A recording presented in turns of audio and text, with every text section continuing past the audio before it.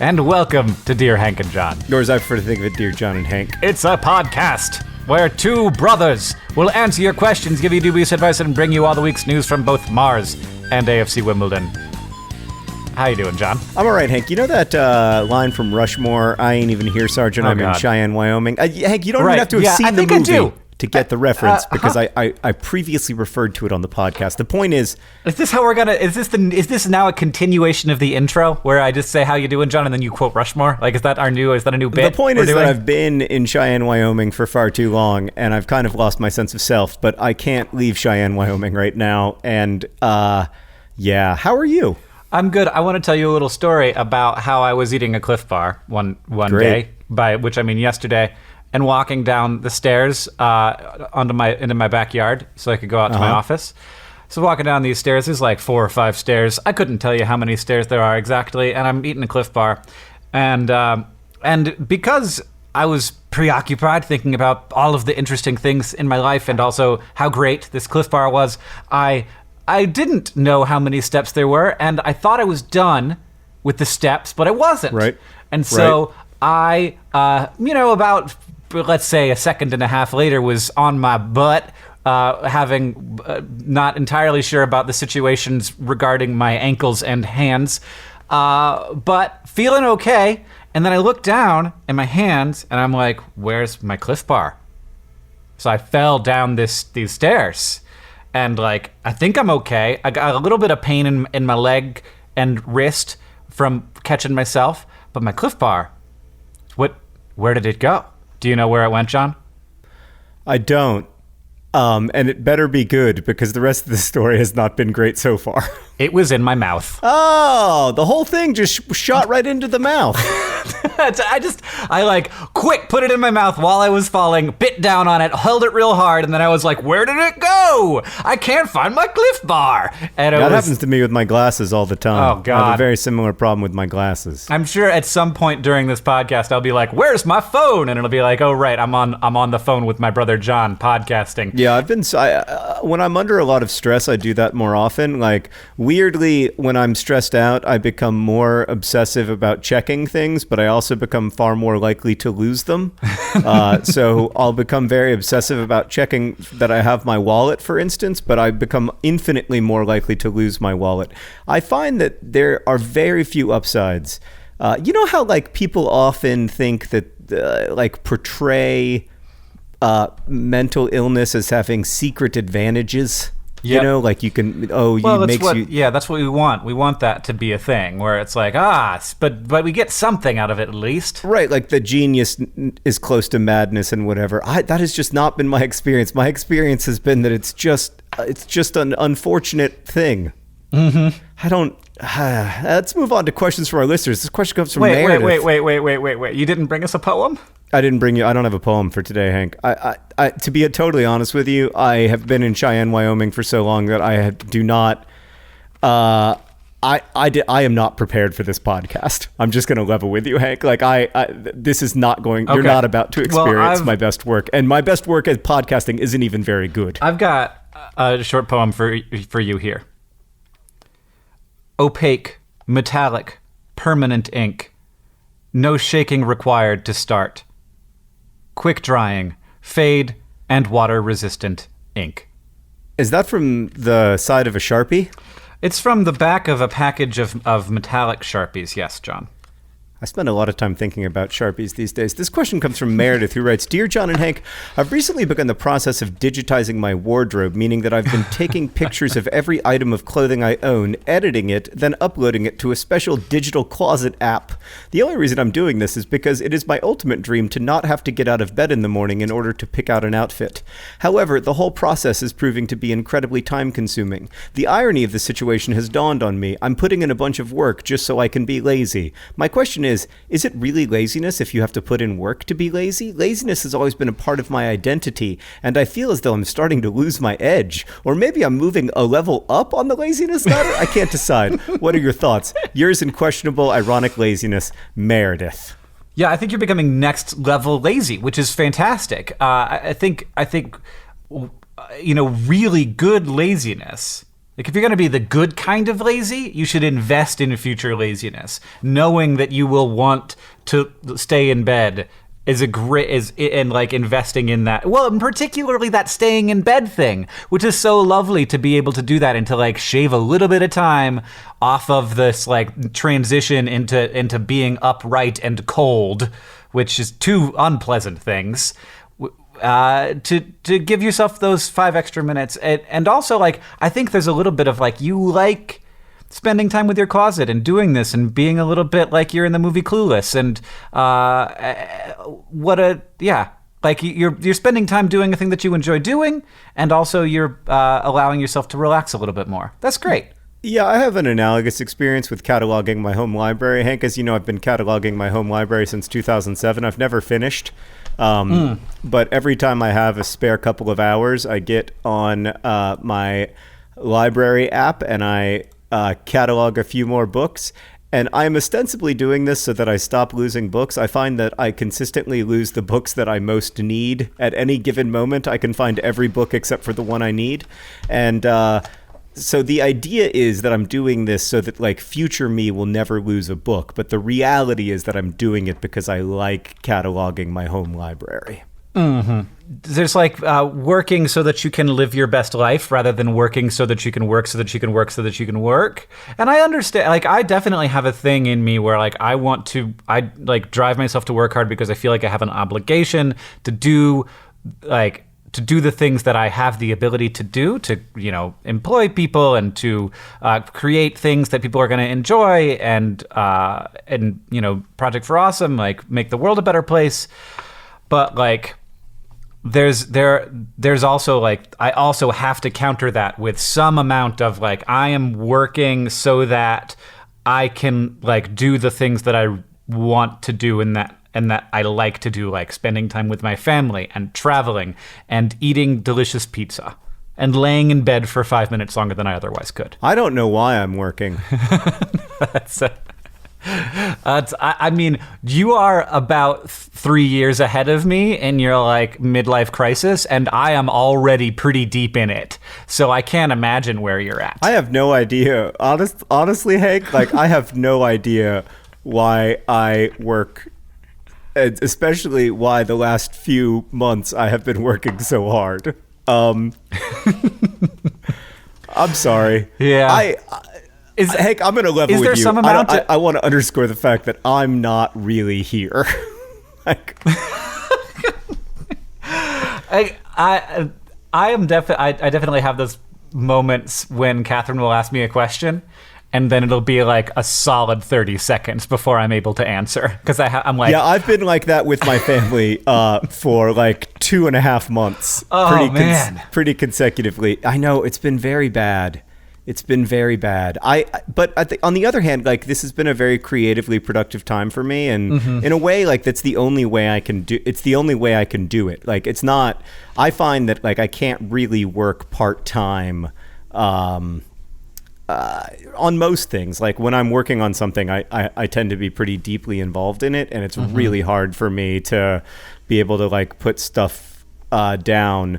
But then, you know, hopefully that also applies to when I'm not working, like I'm, you know, present instead of being like half there or whatever. I don't know. I feel like we're in fertile ground. So I want that is maybe pretty deeply unrelated to Meredith's question, but I do want to continue and say that I have been like, there's this thing about writing a book in particular, and like that. Who says that I'm writing a book? Well, this is what I'm saying about me, not about you. Oh, okay. That I have to have my head live in the world. Yeah. A lot. Or else I don't get good stuff out of it. And I've just in the last couple of weeks started to like really apply myself to the sequel to the book that I haven't finished, because the book itself is sort of in a like in betweeny space where I shouldn't be working on it because people are looking at it who aren't me.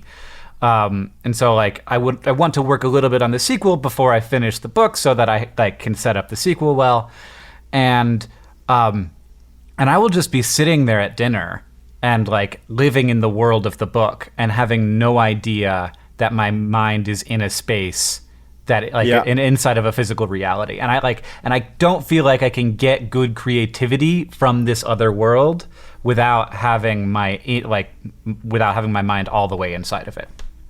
Right. I call that space Cheyenne, Wyoming. I agree. I mean, I think it's really difficult to get yourself out of that when you're in it, and also you kind of don't want to, because it's productive. It's a productive space, and for me, like, it's a really like exciting space in some ways, because it's it's a way out of oneself. It's a moment where you don't feel like you're kind of like stuck inside of this self-shaped prison, and that's very appealing. But on the other hand, like, it does, after a while, I mean, this has been a while for me.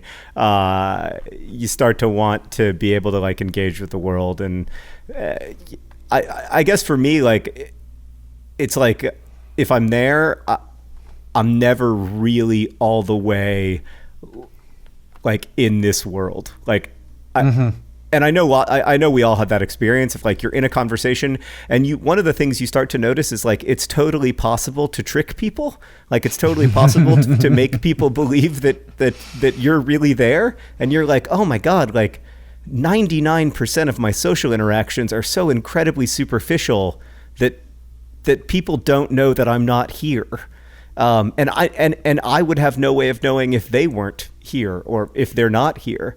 But yeah, I think so for several of the last months, or much of the last few months, that has been the case for me. And it's nice in some ways, and in other ways, I'm looking forward to it ending, which hopefully it will soon. I mean, the other thing is that I never quite know when it's over, right? Like, whenever you're working on something, you never know when you're able to let it go. Like, I'm always fascinated by people like visual artists who make lots of artwork, and they make more than like one painting every 3 or 4 years, which is my rate of production. Like, how on earth do they know that they're finished? I mean, how on earth, when you're making an abstract painting, do you look at it and you're like, done? I just don't. I admire that ability to talk about the moment you're finished. Are we still talking about digitizing your wardrobe? I don't think so, but I think that we got to the root of Meredith's question, and I want to ask a question that's going to bring you all the way into this world with something that you are very passionate about. So you're gonna be here for this one. It's from Sarah, who asks, "Dear Hank and John, I live in Germany, but I will be traveling to the U.S. in a few weeks. Is there anything that I have to eat or drink while I am there? I've already put Diet Dr. Pepper on my list, since that's something I have never seen in a German store. Any other suggestions? Vivere disque sed cogita mori, Sarah." I looked that one up. It says, remember to live, or learn to live, but remember death. Thanks, Sarah. I needed that. First off, I've just found out, Hank, that I can't move to Germany. I wanted to, because it seems like a great country. Hank and I are fascinated by the German way of doing business. What's it called, Hank? The Mittelstadt? The Mittelstadt. Or Middenstadt, all Hank or and I something want like to do when we grow up is run a Mittelstadt. But I can't move there because there's no regular access to Diet Dr. Pepper. It might as well be the frickin' moon. I don't know. What do you eat in America that you can't eat elsewhere? I feel like we've done a really good job of exporting our terrible diets. Yeah, well, no, I mean, so first of all, America has like every flavor of chip. There's definitely flavors of chip that you can't get in America. Doesn't tend to be ketchup chips here, which are in other places. Paprika Pringles are my very favorite kind of Pringle, and you can't get them in America. But we have so many flavors of chips. We are really into chips, guys. Like, we have the weird like indie brands like Tim's with and you got like the sweet Maui onion from the Hawaiian chip people, and you got like weird. They also make like a spicy barbecue one, and you've got to eat barbecue chips. So basically, you got to go to a grocery store and just buy the chip flavors you don't recognize. Also, you're going to want to have a corn dog. Also, you're going to want to have biscuits and gravy. Also, you're going to want to have corn fried steak. Corn fried steak? That's weird. corn, chicken fried steak, chicken fried steak with gravy. Right. I mean, just to be fair, in general, chicken fried steak is also a weird idea if you're not American. Yeah, but I don't know. Do they have sausage gravy in other countries? Because I don't think I've ever seen it. And I feel like you just... The one thing that they definitely don't do as well in other countries as they do in the United States is barbecue. Yeah. You're going to want to have, if you eat meat, I think you're going to want to have some nice pulled pork barbecue. And then the other thing, so I actually have spent a fair amount of time in Berlin, and I don't know if Sarah's from Berlin, but I thought they had all of the major foods, except apparently Diet Dr. Pepper and barbecue. So that's... Also, I wanted to say that when Hank says chips, he is referring to the item that in the rest of the world, I believe, is called crisps. Yes, that is correct. I'm talking about American chips, the way chips should have always been, because they're shaped... But then it's not just, of course, if you're visiting the United States, you're not just there to eat and drink. You're also there to have experiences. And I guess the main experience that I would recommend, Sarah, is if you can... get an injury or an illness, nothing serious, nothing life-threatening, because when you come to America, what you really want to experience is our healthcare system. And I think it would be very interesting for you to just maybe like sprained ankle, something like that, and just get a feel for it, get a feel for the expense, get a feel for the efficiency with which everything is done, and then go back to Germany just crazy jealous of how well we do healthcare.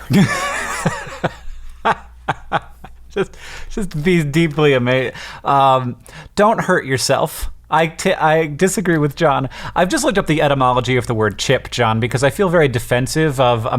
Actually, yeah, Sarah, do whatever you can not to have to go to the doctor. Just the act of going to the doctor is like $120. So chip comes, of course, from chipping something off of something else, like chipping like stone off of a stone.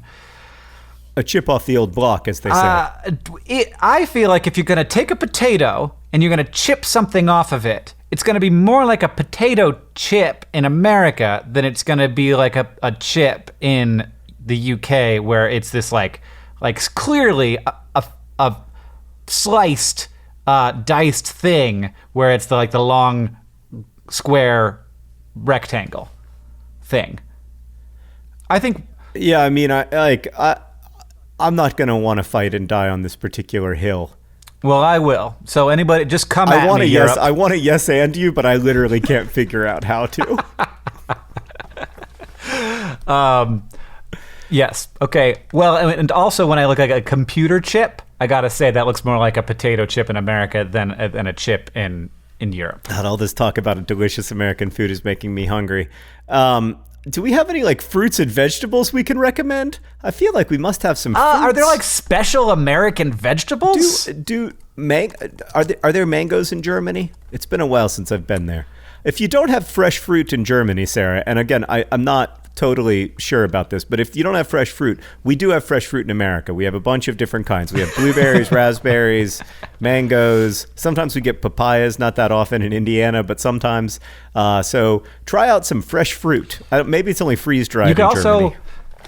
You could have some green asparagus, because I hear in other countries asparagus is white, and that's weird. So have it our way and be like, oh, that has different flavor. You know, we're growing purple asparagus in our home garden. Well, why didn't you start out telling me that story instead of being like, I'm in Cheyenne, Wyoming, Rushmore is great, and you're terrible? I didn't say you were terrible. I do think it's weird that you haven't rewatched Rushmore when it's clearly one of the best movies ever made. Let's move on to this question from Natalie, who writes, is it toothbrush water and then toothpaste, or is it toothbrush, toothpaste, and then water? I've been having this debate, actually, with my 7-year-old child. Toothbrush, water, toothpaste, I do toothbrush, toothpaste, water. Unfortunately, that's incorrect. But then the toothpaste doesn't get any water on it. Oh, no. Yeah, that would also be an issue, because the correct order is toothbrush, water, toothpaste, water. And you have to remember to turn off the water between each of those things, which is the debate that I'm currently having with Henry. Henry's a big believer that you turn the water on and then you leave it on until the end of time. Yeah, well, we could. Does Uncle Hank need to give a lesson in environmental sustainability? Well, I mean, I was kind of having this debate with Henry about, like what amounts to a couple of cups of water. And then he reminded me that I recently taught him that the water that comes out of our sprinklers is the same as the water that he drinks. And he just thought that was ludicrous. He was like, but why would you pour that water on grass? And I was like, yeah, no, you're not wrong. But you still, I don't know. Waste is waste. I don't know. Henry is getting to that age now, Hank, where he can kind of successfully debate me, like where occasionally he wins. Yeah, you're like, you're right. We're just dumping that onto the literal ground. So maybe you can just leave the water running. Fine, child. Oh, yeah. Man, that's something. Right now, my son can debate me in exclusively one way, by punching me in the face and ripping my glasses off, which he does regularly. I feel like he doesn't punch you in the face when he's angry. Like, he doesn't know about punching to be angry. He thinks it's cute or something. I don't know. What do 7-month-olds actually think about? He definitely is thinking about something. Like, if we take him to a new place, you can't get him to interact with any person because he's like, what is all of this? What is this room? What are these shapes? What is this movement? What is that color? Which is great to just like watch his like little brow furrow up and be like, this is all very new. I'm not so sure about it. This is a room I haven't been in before. Is that a good baby voice? Yeah, that was a good baby voice. That sounded just like Alec Baldwin in Boss Baby. Is Boss Baby a movie? You didn't see the movie Boss Baby? Turns out no. Is it as good as Rushmore? No, it is not. It is not as good as Rushmore. However, I am friends with the author of the book, Boss Baby, and the book is amazing. Have you read the book at least? No. No, John. All right, so the book, well, I mean, you would reid it with your tiny little baby. Oh, I don't know if gotcha. you and Orrin are reading books yet, but I'll send you the book version. I was thinking of like a 600-word novel, Boss Baby, and I have to get it on Audible. It's a lovely picture book, and it is hilarious. It's like it basically imagines that like a baby in their role as like the boss of the family. It's very freaking cute. Yeah. So anyway, we still read Boss Baby in our family sometimes. It's one of the very few books that you will find on Amazon that is an average rating of 5 full stars. Wow, that is not easy to accomplish. Yeah. So the author's name is Marla Frazee, and she is also really, really just a great person and a great author of children's books. She wrote another one of my favorite picture books about James and Eamon. What is that book called? A couple of boys have the best week ever, or something like that. I'm going to look it up. At what point do I remind John that he's literally been talking about Boss Baby for like 2 minutes, only because I made a voice that sounded like a voice to him? It is called A Couple of Boys Have the Best Week Ever. We can move on. What was the question? Sorry, I suddenly got engaged with the world. I was very excited. I don't even remember why. It's a toothbrush, toothpaste water, or toothbrush water then toothpaste. Yeah, we don't know. I think that you're going to be okay either way. Sometimes, John, honestly, I'll do toothbrush. No, wait. Toothbrush, toothpaste, and then mouth.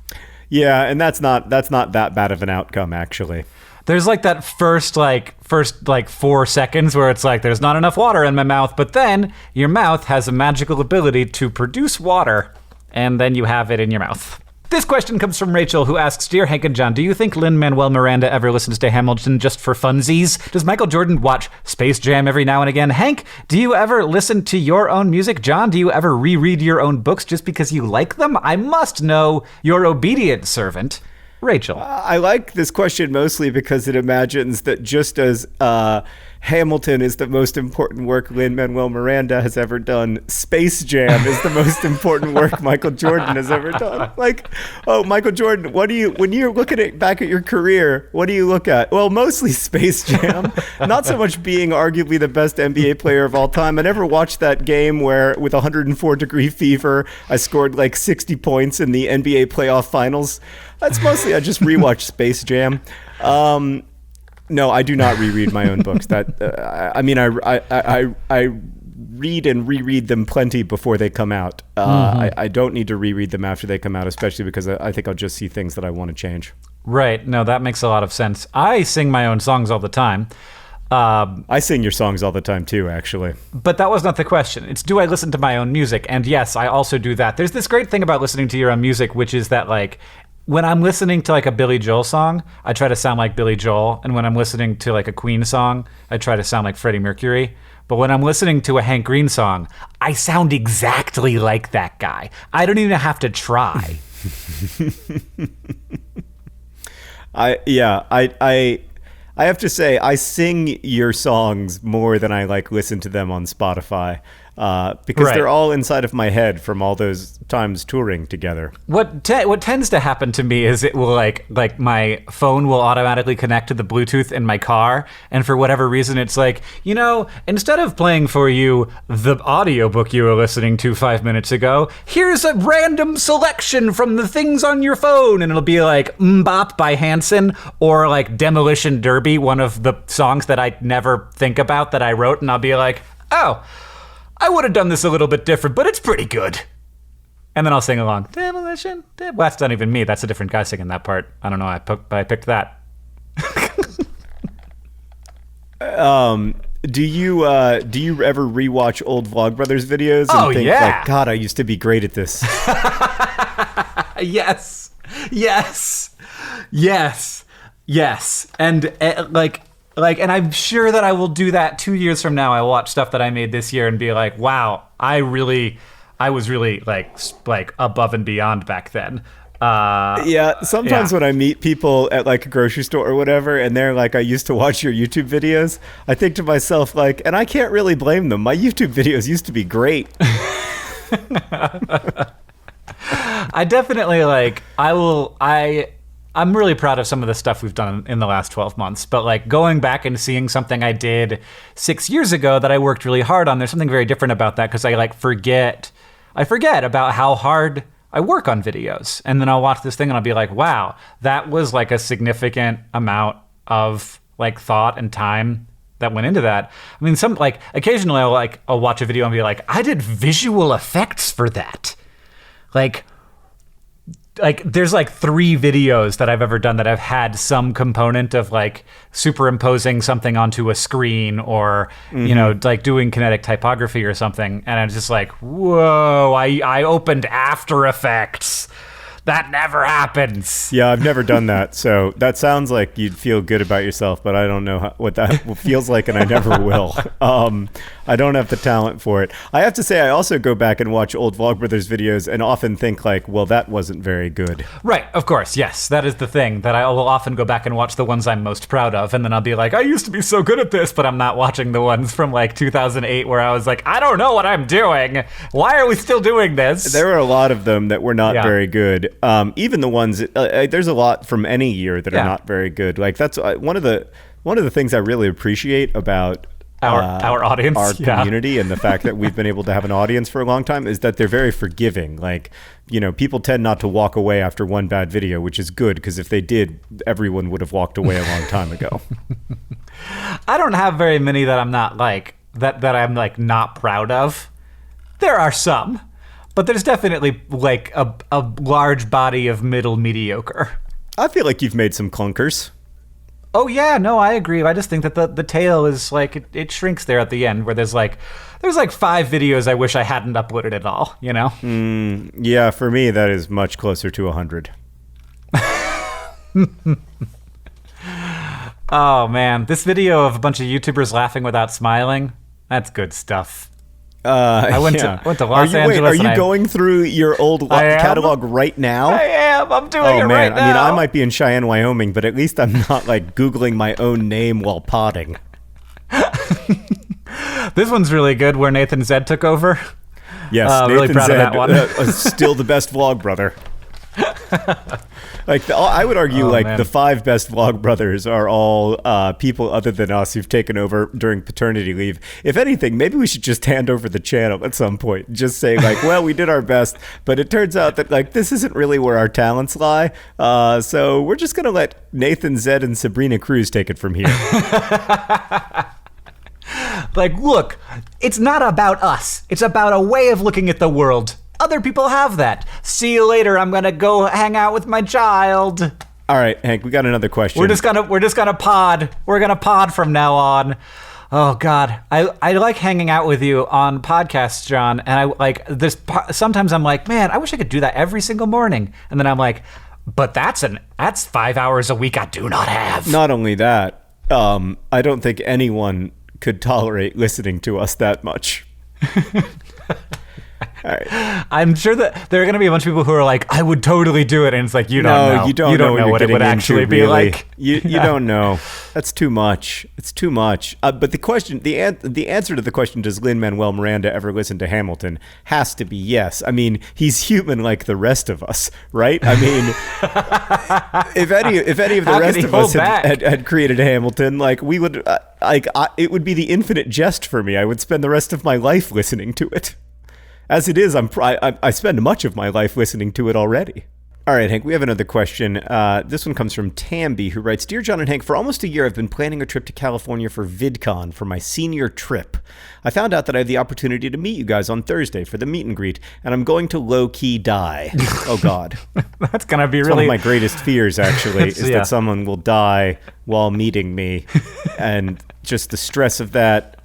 Obviously, I don't want to make that about me. That's going to be a bigger deal for you, Tamby, and the people who love you. And I don't want to make myself the center of that narrative, but it's hard for me not to, just because, like, it's. You live inside of your own body. I mean, I find I find these signings stressful enough without people low key dying. Okay. Don't low-key die, Tamby. It's going to be okay. And also, now we have something to talk about. You could be like, I'm the person who asked that question on the pod. First of all, I don't know what to have you guys sign. Anything other than skin works in answer to that question. But also, ever since I've told people I get to meet you two, they ask me if I can get something signed for them. But I know I'm only supposed to have one thing signed, and I kind of want it to be something of mine. How do I nicely say no? Excitedly conflicted, Tamby. Is there something not nice about saying just no? Yeah, I feel like you just have to say no. Like, I think actually you can probably get 2 things signed if you're quick about it and cool about it. But yeah, I mean, I think you just say like, listen, I'm the one traveling to VidCon, and too bad. Life is full of disappointments. Yeah, that's the one. Hey, life isn't fair. No, that's what you want to say to your friends all the time. Is Tamby, I have worked extremely hard to try to kill the market for my signature. There are more signed copies of The Fault in Our Stars available than there are unsigned copies. If somebody wants my signature, they can go to eBay and pay literally $2 for a signed copy of The Fault in Our Stars. Good call. Yeah. Yep. Agreed. I'm really trying to kill the market for my signature, Hank. It is dead, John. I mean, it is dead until you're dead. Like maybe like 50 years after you're dead, there will be some kind of weird secondary market. Nope. One of the things, like, I know a sort of surprising amount about things signed by you, and I do kind of have this brain thing that says like someday like a signature by John that is like has like a double scribble instead of a single scribble because you messed up.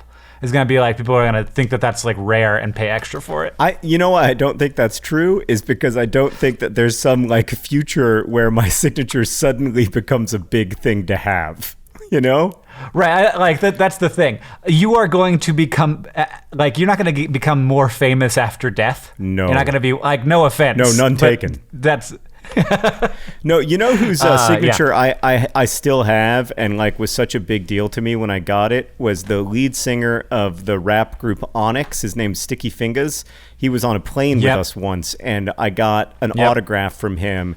And I remember thinking it was really cool, and it still is really cool to me, by the way. Like, it's still like a valuable thing to me. But like, there is no way that in 50 or 100 years that's going to be like a sought after signature. And I hope people who acquire signatures really from either Green brother understand that it's, like, we're not going to be upset if you part ways with that signed book down the road or that signed ukulele or whatever it is. Like, we get it. It has value in that you give it value. Yeah, exactly. This question is not a question. It comes from Kyra. John, you weren't here for what this is in reference to, but other listeners probably were. Dear Hank and John, when I heard the question from the anonymous homeschooler who had been poorly homeschooled, I initially wondered if maybe it had been written by me 6 years ago and I had somehow not remembered. But then I remembered that the pod was not around 6 years ago. I was also very poorly homeschooled. My mother stopped attempting to teach me when I was around 13. I also never took a real history or science class because I was religiously homeschooled. I am now 23 and pursuing my master's degree. I want to offer a little bit of hope to this homeschooler and to others in similar situations. I was lucky enough to go to a community college when I was 17, and there I found many professors who understood when I explained that I had a poor education and were willing to help me learn. Additionally, Crash Course has been a great resource for me to help fill some of the gaps. There is hope. We can be taught. Kyra. That's just a really nice message that I liked, and Kyra also asked if maybe she could be put in touch with the anonymous homeschooler, which I think we might try and do. I also had another update on the story of the girl who was born on the plane, John. Yes.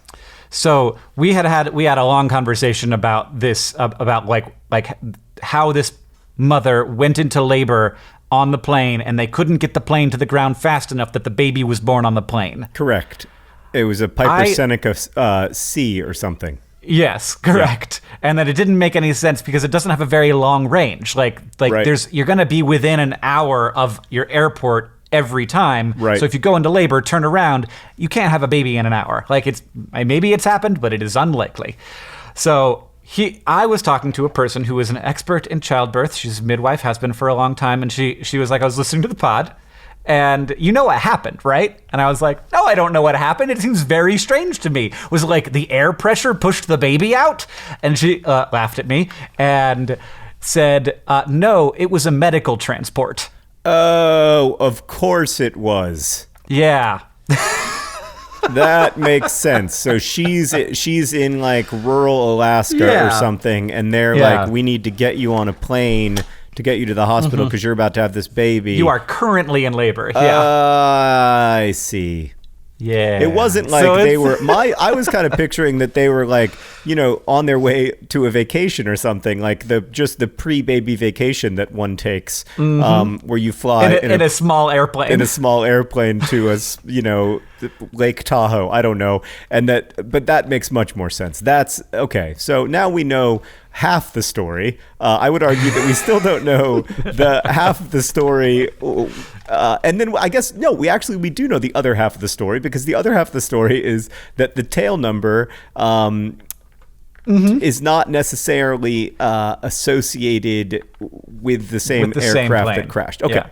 All right. I just want to say one other thing in response to previous pods, which is that Abby wrote in to say, Dear John and Hank, I just wanted to share that the saddest Big Bird is in the Sesame Street movie entitled Follow That Bird, in which Big Bird is sent to live with a family of other birds, runs away, and is captured by two guys who put him in the circus. It made me cry as a child, but will always hold a special place in my heart. Just thought you guys should know. Childhood and Sadness, Abby, which I wanted to read because I watched Follow That Bird with Henry when he was like 3 or 4, and Henry was like, what the hell are you doing to me?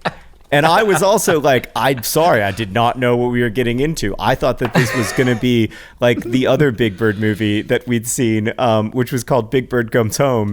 And Henry, the whole time during Big Bird Comes Home, was like, this is horrible. And I was like, Henry, don't worry. The movie's called Big Bird Comes Home. He's going to get home. But then when we were watching Follow That Bird, I was like, you know what? Maybe this time Big Bird isn't coming home. Maybe he's going to be in the circus forever. Like, this is pretty dark, actually. I mean, Big Bird spends a fair amount of time being sad, but I also have to say, and I don't want to say this because it's going to be hard for me to say it without crying, and I'm going to make other people cry. Okay. But saddest Big Bird is 100% Big Bird's processional at Jim Henson's funeral, Oh, which is a God. thing that happened, I and know. it is Oh. emotionally wrecking. True. Like, That is the saddest this Big Bird. podcast is brought to you by Saddest Big Bird. Very The sad. saddest Big Bird. The saddest thing. So sad. Really, really sad. This podcast is also brought to you by Next Level Laziness. Next Level Laziness, the future. Is the future. And this podcast is additionally brought to you by Infinite Water. Just leave your taps on. And finally, this podcast is brought to you by Hank's Music. Hank's Ah. Music, listened to by Hank. And available at dftba.com. Or available on Spotify. I mean, why would you It's purchase not. something when It's not 100% available on Spotify. And you want to know why, John? Why? Because I'm lazy. It takes extra work. I'm sure it does. Hank, you know how everybody always talks about like which member of the Winnie the Pooh crew you are? Like everybody's personality is similar to one or the other of Winnie the Pooh characters. I'm always called an Eeyore, I think unfairly. For the record, like I think that it's a bit of an oversimplification to call me sort of merely Eeyore-ish, and I get very defensive about it because I feel like I feel like Eeyore gets a bad rap in the Winnie the Pooh stories. Like you never see the kind of upsides of being an Eeyore, of which I would argue there are many. Anyway, I was just going to say that in the world of Sesame Street, if we're going to like give everybody a Sesame Street character, I would say that you are very much an Elmo. Thanks. I'll take it. You're welcome. You're welcome. I'm a Grover myself. Yeah, I think Elmo and Grover are a good team too. I agree. So I think that's good. Yeah. Yeah, let's get rid of this Winnie the Pooh stuff and just talk about what Sesame Street character you are. That's way more interesting. Well, I have a really hard time figuring out what Winnie the Pooh crew member I would be. Like I don't really have it. Like maybe the owl guy because I'm pretty pretentious and obsessed with my own intelligence. Yeah, I was gonna say only owls think that they're owls. With that noted, let's move on to the news from Mars and AFC Wimbledon. Hank, what is the news from Mars this week? It's bad news, John. It's always bad news Mars lately. news. Is Donald Trump not gonna get to Mars by 2024? Oh, he does say things. So the bad news is, John, when you shoot a cell with an alpha particle, it has a chance of mutating and becoming cancerous.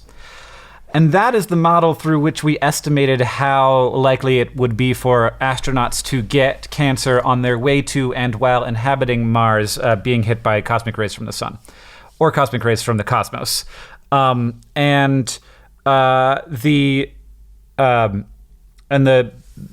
that's like a sort of accepted model. But it turns out, and we've known this for some time, that in fact, if an alpha particle hits one cell, the chance of cancer, not just in that cell, but in the cells surrounding that cell, goes up. And we have some ideas about the mechanism of how this might be. It's sort of like it creates chemicals that leave that cell, and there's a sort of a bystander cell effect. So there is a higher than one would expect chance of getting cancer every time you are hit by an alpha particle. Or any higher energy particle has this sort of same effect. And so NASA recently took this into account, or a study took this into account, and said that NASA's radiation guesses are based on an inaccurate model, and they say that if you take the more accurate model that includes bystander cells that might become cancerous even though they weren't hit by a high energy particle, that the chance of getting cancer on your trip to Mars while you're on Mars and your trip back doubles. Doubles from if you just stayed on Earth? No, doubles from if you didn't take into account that effect. Yeah, doubles from our previous estimates. But it was already higher than if you just stayed on Earth. Oh yeah. Yeah, and but now it's higher than that. It's higher than we thought. It is higher than higher. Is there a sense of how high it is? Yes, I don't know exactly what that is, though. Okay. In general, like, your chance of death from a mission to Mars is much higher from accident than from cancer. And also, the cancer will come later. So that's something. Astronauts are already risking their lives in tremendous ways, but especially if you consider a long-term kind of like program of going to Mars regularly or people inhabiting Mars, there has to be solutions for the cosmic ray problem, and we've got some ideas. But they are at the moment just ideas. And is there any way we could just? I would advocate for curing cancer. Sure, that's one. Just cure every type of cancer. Yeah. And I also am pro that. Interestingly, that is not easy to do. Of course, yeah, no, I'm aware of that. I'm aware of that issue. It seems like there's a lot of parts of going to Mars that are hard, and I, for one, am glad to be right here on Earth with our sweet, sweet atmosphere. Speaking of Earth, it is home to the greatest third-tier English soccer team the world has ever known, AFC Wimbledon. Well, Hank, the news from AFC Wimbledon is, as you know, we lost our goalkeeper, James Shea. He was released at the end of the season. There's a 16-year-old goalkeeper on Wimbledon's squad at the moment, Joe Bursick, but he as well looks to be moving on. It looks like he might join Crystal Palace, a Premier League side. I don't think he'll be playing for their first team to start, but very exciting for him. I mean, you always want to go to the Premier League. How many 16-year-olds are there in the Premier League or just in soccer in general? Like that seems very young. There are a lot. Like, it's any 16-year-old who plays soccer could be on a Premier League youth squad. But yeah, okay. He's a very promising prospect. And AFC Wimbledon have done a great job developing goalkeepers in general. Also, Tom Elliott is moving on, it would appear, probably to second-tier Millwall. So that's great for him. Unfortunately, we don't get any kind of transfer fee for that because he will be out of contract at the end of the month. So there's no financial benefit to AFC Wimbledon. That means that we don't have a goalkeeper and we have one fewer strikers, which is it's not like an ideal situation, but Neil Ardley has shown an ability to bring in great players, and we just got to keep our fingers crossed that we've got some people coming in. Oof. I mean, are you guys in a better financial situation because you're in the better tier, or have you gotten some money for all these players that you're sending off? Yeah. If Joe Bursick leaves, I think there will be a significant transfer fee. And then, that's part of... Yes, the short answer is yes. And the club is in a better financial position from what I understand. But it's always going to be one of the... I mean, it's definitely still one of the smallest clubs in League One. And so that comes with a lot of challenges. But... never bet against AFC Wimbledon. If I've learned anything these last few years, it's that. So hopefully it'll all work out. I'll tell you what, Hank, we could get into the Premier League for a tenth of what it would cost to get to Mars. I mean, hopefully less than that. Yeah, actually, probably less than that. I think that would be an interesting proposition for NASA, though. Just be like, listen, guys, this Mars stuff, it's very complicated. It's going to be extremely challenging. Why don't you just take 10% of your Mars budget and toss it right into AFC Wimbledon and see if some magic happens? I mean, that is a certain kind of magic, John. All right, Hank, what did we learn today? We learned that barbecue is the great American flavor. It's true. We learned that John wasn't really here most of the pod. We learned that Boss Baby is a really great movie, almost better than Rushmore. No, I did. The book. The book is good. Everybody buy the book. And lastly, we learned that Michael Jordan's most important work is Space Jam. Of course it is. Congratulations to Michael Jordan on his great work on Space Jam, by the way. And also to Alec Baldwin on his great work on Boss Baby, which I'm sure he looks back on as his most important work as well. This podcast is produced by Rosianna Halse-Rojas and Sheridan Gibson. It's edited by Nicholas Jenkins. Our social media manager is Victoria Bongiorno. Oh, our music is by the great Gunnarolla. You can take over, John. Follow us on Patreon at patreon.com/DearHankandJohn or on Twitter at Hank Green or John Green. Thanks to everybody for listening. Hank, thanks for potting with me. And as we say in our hometown, don't forget to be awesome.